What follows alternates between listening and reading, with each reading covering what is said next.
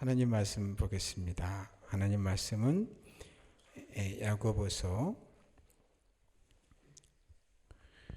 3장 14절에서부터 마지막 18절까지 읽습니다. 그러나 너희 마음속에 독한 시기와 다툼이 있으면 자랑하지 말라. 진리를 거슬러 거짓말하지 말라.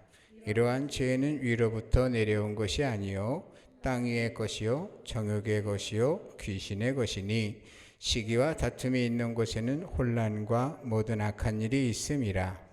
오직 위로부터 난 지혜는 첫째 성결하고 다음에 화평하고 관용하고 양순하며 긍휼과 선한 열매가 가득하고 편견과 거짓이 없나니 화평하게 하는 자들은 화평으로 심어 의의 열매를 거두느니라. 아멘.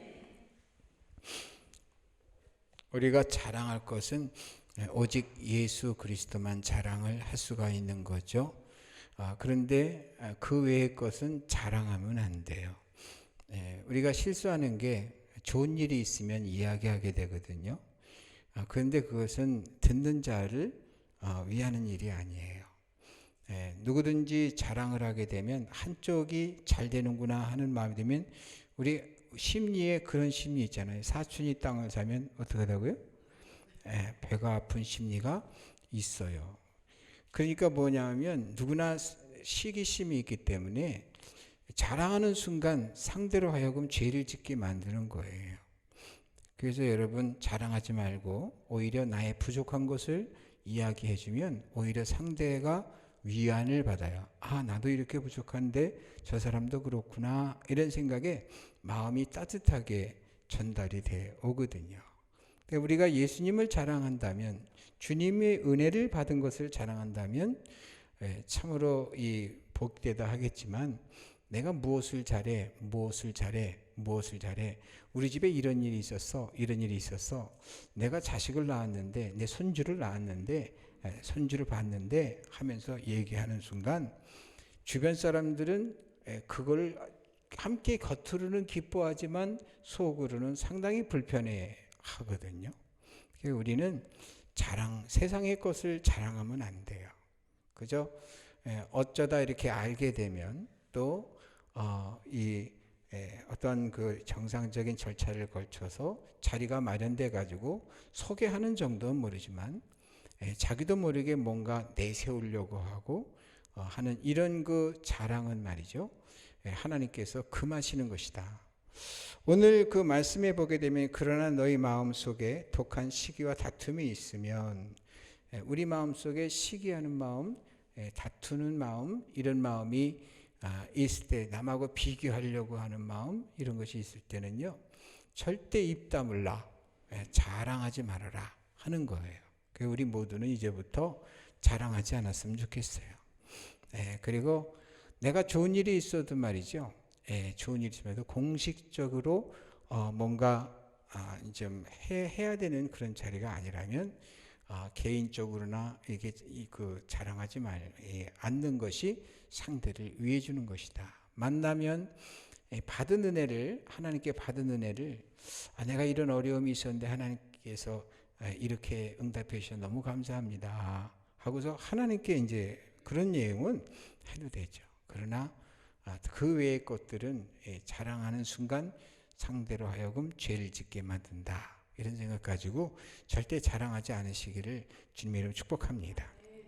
우리가 사랑 그러는데 고린도전서 13장에 이 사랑에 대해서 정의를 했잖아요. 사랑은 오래 참는 거. 참아야 돼요. 자랑하고 싶어도 참아야 돼요. 이 사랑은 온유하며 시기하지 않고 또 뭐예요? 자랑하지 않는 거예요. 자랑 절대 하지 마세요. 내가 조금 안다고 해서 나 그거 알아 이렇게 하는 게 벌써 자랑이에요. 그저 남이 이야기하게 되면 그저 그까지 들어주고 그리고서는 그 사람이 오히려 그 사람이 하는 이야기를 참 이렇게 따뜻하게 이야기를 해주고 이렇게 맞춰줄 때 사실 그렇게 되면 상대도 나의 말에 이제 경청해주고 함께 이렇게 따뜻한 말로 이야기해 준다면 얼마나 아름다운 그런 것이 되겠어요. 그리고 이야기할 때는 항상 내 부족한 점을 이야기해 주는 것이 오히려 참으로 그 상대방을 위하는 것이다. 주님께서 성경을 기록할 때 우리만 성경은 능동태적인 표현이 많아요. 근데 우리 번역에는, 근데 원래는 그 원문에는 능동태가 아니라 수동태의 표현이 아주 대부분입니다.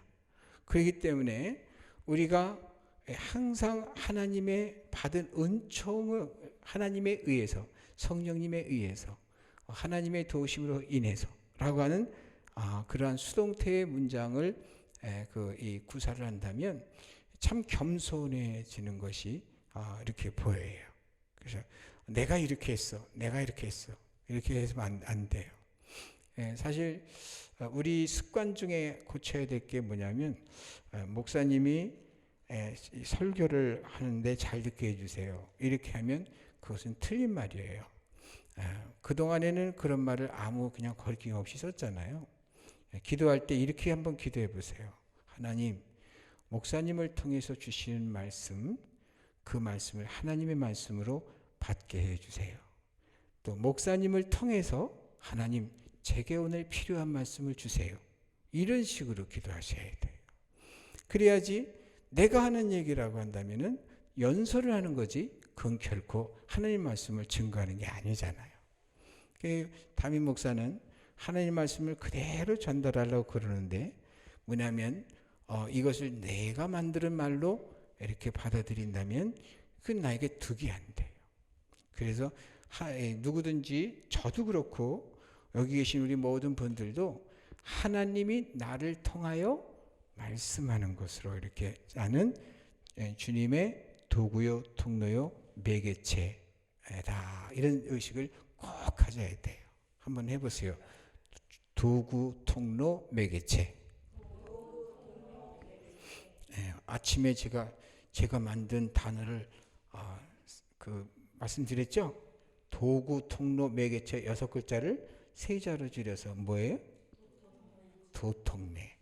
도통매가 매적으로 우리가 이야기를 해야 돼요. 그래서 항상 그러한 그 자세가 하나님 앞에서 코람데오, 하나님 앞에서 내 자신이 무슨 뭘 하더라도 한다, 이런 의식을 갖게 되면 내가 참 조심스러워져요. 그 수돗물이 그 물을 보내주는 데서는 깨끗한 물을 보내줘도 수도관이 녹슬면, 그리고서 부패하게 되면 거기에서 그 녹물이 나오기도 하고 나쁜 유해물이 되기도 하지 않습니까? 내가 성결하지 않으면 나 분명히 하나님은 나에게 신령한 것을 줬는데 내 입을 통해서 나가는 것은 썩은 물이 돼 갖고 나간다, 이럴 수 있거든요. 그러니까 우리가 항상 나는 도통매다, 이렇게 꼭 그 생각을 갖고 전제하에 얘기해야 될 줄로 믿습니다. 그래서 여기 한번 말씀을 한번 보세요. 14절 읽어보세요. 그러나 너희 마음속에 독한 시기와 다툼이 있으면 자랑하지 말라. 진리를 거슬려 거짓말하지 말라. 우리가 정말 시기와 다툼이 있으면 썩은 거죠. 썩은 것이 있으면 뭐가 나와요? 그 자랑이 뭐가 돼요? 썩은 게 되죠. 그런데 그 자랑을 하는 순간 나도 모르게 과장을 하게 되잖아요. 과장을 하게 되는데 그 과장을 하게 되면서 그 과장 자체가 뭐예요? 진실이에요? 거짓이에요? 거짓이 되잖아요. 말이 많으면 뭐가 많다? 실수가 많다고 야고보서를 통해서 또 말씀하시잖아요. 우리의 혀가 말이죠. 이 입이 벌어지는 순간 자기 자신의 내세우고 싶어 하는 그런 것이 섞이게 돼 있어요. 그렇기 때문에 참 우리가 상당히 주의해야 된다 하는 것인데, 그런데 15절 읽어보세요. 이러한 지혜는 위로부터 내려온 것이 아니요 땅의 것이요 정의 것이요 귀신의 것이니 시기와 다툼이 있는 곳에는 혼란과 모든 악한 일이 있음이라. 땅의 것이고 정욕의 것이고 귀신의 것이다. 우리 자랑하지 말아야 될 게 정말 그렇게 그 자랑 속에 나도 모르게 과장하게 되고 그래서 썩은 것이 말이죠. 상대방을 죽이는 일이 된다 하는 것을 생각하면서 늘 겸손할 수 있게 되기를 주님의 도통매다 꼭 잊지 마시기를 주님의 이름으로 축복합니다. 17절 읽어보세요. 오직 위로부터 난 지혜는 첫째 성결하고 다음에 화평하고 관용하고 양순하며 긍휼과 선한 열매가 가득하고 편견과 거짓이 없나니 화평하게 하는 자들은 화평으로 심어 의의 열매를 거두느니라. 어떻게 화평으로 심을 수 있겠어요? 일단 여기 첫째가 성결이고 화평이고 관용이고, 그래서 관용 너그러이 봐주는 거예요.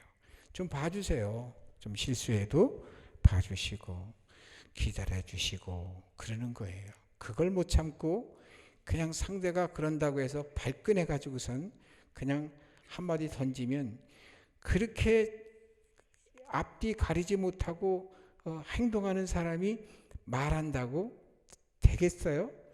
안 되잖아요. 그러니까 오히려 내가 말을 하거나 누가 말을 하면 더 그냥 불질난데 더 그냥 큰 불이 일어나게 되고 더 지저분한데 더 지저분하게 만드는 거가 되니까 가만히 있으면 그게 가장 관용으로 봐주는 게 최선의 더 이상 문제를 안 일으키는 거잖아요.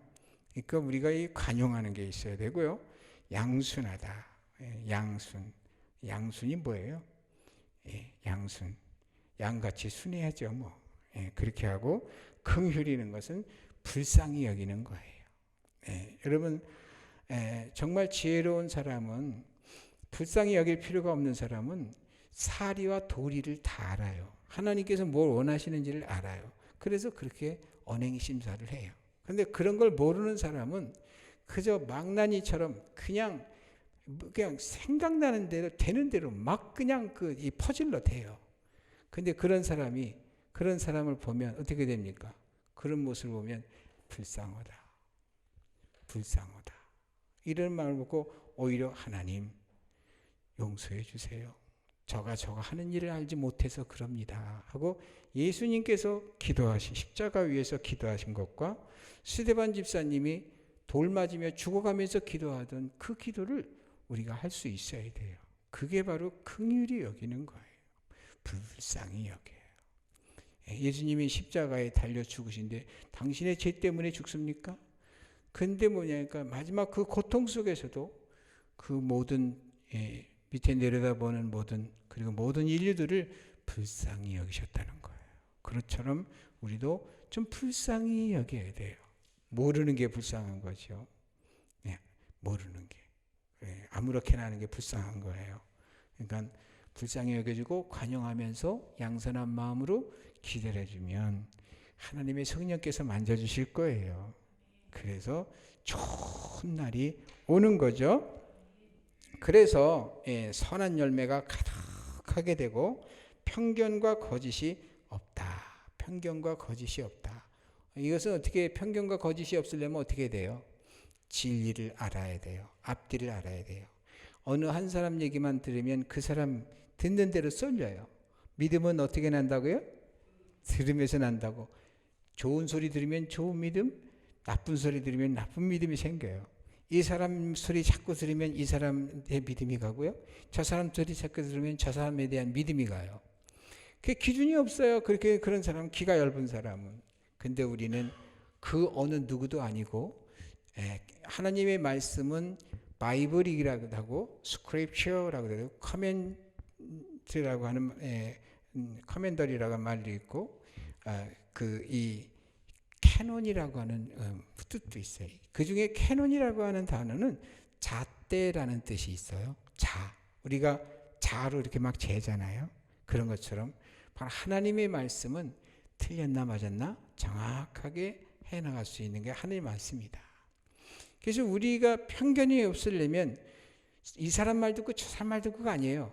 이 사람 말 저 사람 말 아니고 하나님 말씀 들어야 돼요. 아까 광화문 얘기 우리 장로님 잠깐 하셨는데, 그 보니까는 많은 분들이 막 의견이 여기가 옳으니 저기가 옳으니 그래요. 나는 목사예요. 그렇기 때문에 나는 이것도 아니고 저것도 아니에요. 오직 뭐예요? 하나님 말씀이에요. 그거 외에는 말하지 않는 거예요. 그리고 아무 생각도 안 해요. 이 편도 생각 안 하고 저 편도 생각 안 하고. 대한민국은요, 저는 믿어요. 하나님을 믿어요. 신앙 고백할 때 전지전능하사 천지를 만드신 하나님, 난 그분을 믿어요. 인간이 어떻게 해가지고 대한민국이 여기까지 온 게 아니에요. 어느 독립투사가 뭐 해갖고 3.1운동 해갖고 여기까지 온 게 아니에요. 사실상 뭐 박정희가 이렇게 해가지고 여기까지 온 게 아니에요. 사실 그들도 다 뭐냐면 하나님의 섭리 가운데 들어있고, 그리고 대한민국을 쓰시기 위해서 하나님께서 오늘날 여기까지 오게 한 거예요. 그렇기 때문에 지금 아무리 혼탁하고 뭐하고 4분의 1 찢어지고 이래도 사실 나중에 결과되어지는 거 보면 주님 뜻대로 될 걸 믿어요. 그렇기 때문에 저는 여기도 아니고 저기도 아니고 오직 뭐냐니까 하나님 말씀이에요. 나 우리 성도님들이 그랬으면 좋겠어요. 이 편도 저 편도 아니고 들 필요도 없고 그 말에 귀 기울일 필요도 없어요. 정치는 정치하는 사람들 통해서 하나님이 역사하실 거예요. 다만 우리는 하나님을 섬기는 사람들이니까 천국 시민으로서 천국의 그 주인이신 주님의 말씀대로 우리가 나오고, 다만 뭐냐면 나라와 민족을 위해서 기도하고 하나님 역사일 걸 기도하고 거기까지죠. 그렇게 해서 정말 우리가 신앙을 지켜나가면서 교회를 지켜나갈 때 우리가 애국하는 거예요. 교회가 무너지니까 지금 대한민국이 다 윤리가 무너지고 도덕이 무너지고 다 무너지잖아요. 살릴 방법이 없어요. 윤리 도덕 안 가르치죠. 역사를 안 가르치죠. 맨 그냥 뭐냐면 그 잘못된 그 경제 논리에 의해서 전부 가르침도, 공산주의, 민주주의, 자본주의 이러한 것들이, 사회주의 이런 것들이 자본주의에서 자본의 그 경제에 관련해서 나온 사상들이잖아요. 그렇기 때문에 우리는 이 땅에 그런 것들에 흔들리지 마시고 우리가 애국하는 길은 딱 한 가지입니다. 전능하신 하나님께서 이 나라를 바로잡아 주시는 거예요. 대통령 하나가 잘해가고 천만에 아마 앞으로 역사 속에서도 우리 마음에 100% 온 국민이 100% 하는 대통령은 나오지 않을 거예요. 기대할 수 없어요. 정치인들 할 수 없어요. 그냥 정치인들은 자유당 시절부터 지금까지 봐도 전부 저들 그냥 그 이권에 의해서 지금까지 왔어요. 국민을 위해서 누가 일을 했습니까? 물론 조금 편한 사람도 있겠죠. 그러나 하나님이 하신 거예요. 그래서 우리가 애국하는 것은 딴 게 아니에요. 우리가 신앙생활 잘해가지고 교회를 살리는 거예요. 그리고 하나님 말씀을 잘 가르치는 거예요. 여러분, 하나님 말씀을 잘 우리가 습득해가지고 그 준비해가지고 인격도 준비하고 그래가지고 정말 그 좋은 사람들 옆에 만나가지고 하나님 말씀을 잘 받아들일 수 있도록 인도해 주시고, 또 그룹도 만들어서 이렇게 막 공부도 하시고, 이렇게 하면서 하나님 말씀을 잘 전달할 때에 그때 우리 주변이 살아나게 되고, 또 나아가서 나라고 세계가 살아날 수 있는 길이 되는 거죠. 우리는 비판 이거 할 필요가 없어요. 하나님한테 다 맡기고 우리는 우리의 할 도리만 잘하면 된 줄로 믿습니다. 그래서 우리 마지막 읽어보세요. 18절, 화평하게 하는 자들은 화평으로 심어 의의 열매를 거두느니라. 아멘. 이 말은 화평하게 한 분이 누구 있어요? 누구를 말할까요? 화평하는 자. 예수님이에요. 십자가에 의해서 위로는 하나님과 화평, 좌우로는 이웃과 이웃을 화평. 그래서 주님은 말씀대로 십자가에 달리신 거예요. 위로는 주 너의 하나님을 사랑하고 내 이웃을 네 몸과 같이 사랑하라 하신 것이 율법의 최고 강령이다. 이것을 확대하면 십계명이 되고 확대하면 신구약 성경이 되는 거예요. 그래서 우리는요, 예수님께서 화평하게 하셨듯이 우리도 화평하게 하는 것은 내가 어떻게 하라는 얘기가 아니라 정말 주님의 주신 그 은혜의 말씀을 통해서 내가 살고 내 주변에 있는 사람들을 화평하게 하고 그렇게 하는 것이 바로 제대로 된 길을 걸어가는 것이다. 이런 생각 가지고 또 이 한 주간을 살아가는데 부족함이 없게 되기를 주님의 이름으로 축복합니다. 기도하겠어요. 하나님 아버지, 오늘 말씀을 통해서 화평하게 하기 위해서는 성결도 필요하고 또 양순도 또 긍휼도 또한 편견도 없어야 되는, 관용하는 것이 있어야 되는 말씀하셨지만 무엇보다도 자랑하는 것을 하지 말아야 된다고 하는 것을 말씀을 들었습니다. 그 말씀이 우리 속에 기억되게 해주시고 하나님 절대로 자기 자랑하지 않게 해 주옵소서. 오직 예수님만 자랑하게 해 주옵소서. 주님께서 일주일 내내 여주동행하여 주시고 역사해 주셔서 참으로 감사로 다음에 또 예배 시간에 만날 수 있게 해 주옵소서. 예수님의 이름으로 기도했습니다. 아멘. 하늘에 계신 우리 아버지여, 이름이 거룩히 여김을 받으시오며 나라의 임하옵시며 뜻이 하늘에서 이룬 것 같이 땅에서도 이루어지이다. 오늘날 우리에게 일용할 양식을 주옵시고 우리가 우리에게 죄진 자를 사하여 준 것 같이 우리 죄를 사하여 주옵시고 우리를 시험에 들게 하지 마옵시고